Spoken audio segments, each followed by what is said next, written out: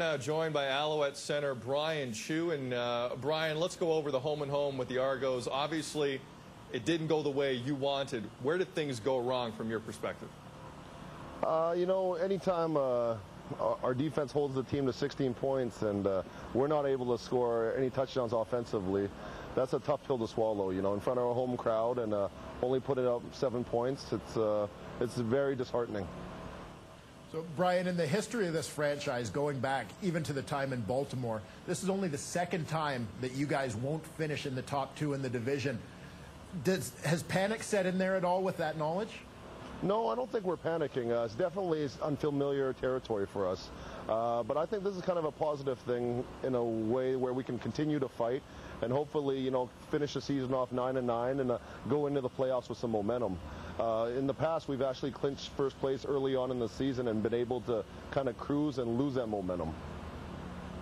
Bryan, Jim Pop's taken a lot of heat for the way this team has been playing lately, and some people have been openly questioning his ability to do this over a prolonged season in terms of head coaching.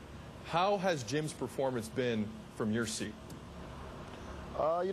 Really no different than any other coaches. I mean, the thing with Jim is he's a great manager, and he leaves a lot of the coaching to the assistants. And, I mean, we don't really see Jim that much in terms of being in the meeting rooms and whatnot. But, I mean, we'll see him at halftime or the pregame speeches or, on the sidelines. But other than that, Jim just kind of has his pulse on everything and just kind of lets his coordinators coordinate. Has there been much of a transition, though, from the Don Matthews style of managing things to the Jim Pop style? Absolutely. I mean, Don's definitely an interesting individual. He's the winningest coach in the CFL, right? And, with Don, he's always such a confident guy where he just let the veterans lead the team. And whereas with Jim, he's more a newer guy, I guess, newer head coach, and he's kind of just going along with everything and just kind of getting a feel for the team. Bryan, still sticking with your head coach, some of the veterans in that room have displayed some dissatisfaction in how they're being used. I know Ben Cahoon mentioned recently he wouldn't mind the ball a little more.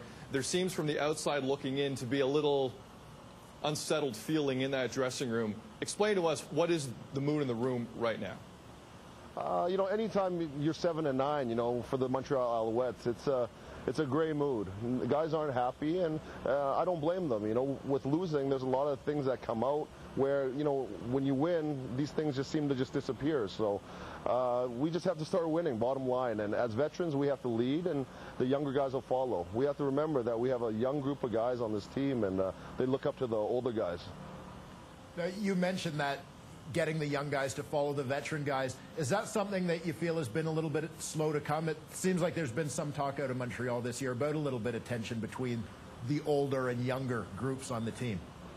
Well, there may be, but I mean, in terms of I think the veteran group that we have here, we're not the most vocal of guys. We'll lead more by example. So it's been an adjustment period for everyone on this team just to gel and to get together, because we do have such a big mixture of older guys and younger guys. So I think we're finding our happy medium now, and we got to go out to Calgary this week and do the best we can. Bryan, you just mentioned the vets in that room aren't the most vocal.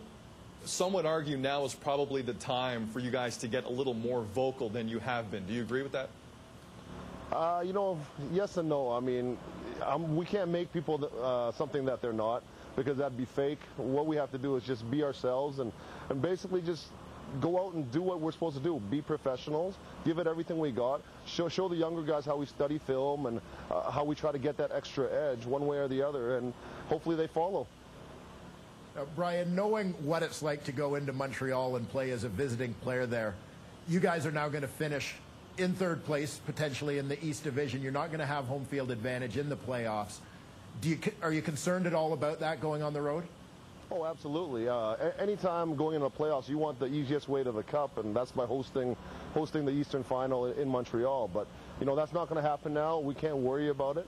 We know that, the best we can do is third place. So we have to go to, Toronto or Winnipeg and basically win out to get that chance. So, basically we're to the point where we just have to give every game like it's our last. And, we've seen other teams do it in the past.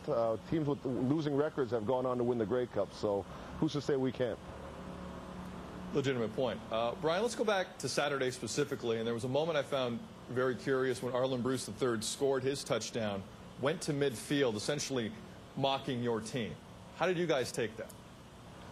To be honest with you, I didn't even see it. I read about it the next day. But, you know, they're entitled to do as they wish. We're not part of that team, and if they condone it, they condone it. If I'm not mistaken, they got flagged for it. So, you know, to each their own. In terms of going through the end of this season here, Bryan, you're looking at your schedule in Calgary this weekend, and then you finish up in Winnipeg. Is this probably the best time now for you guys to kind of get out of Montreal for a couple of weekends and focus on what you need to do? Was the timing right for this two-game trip?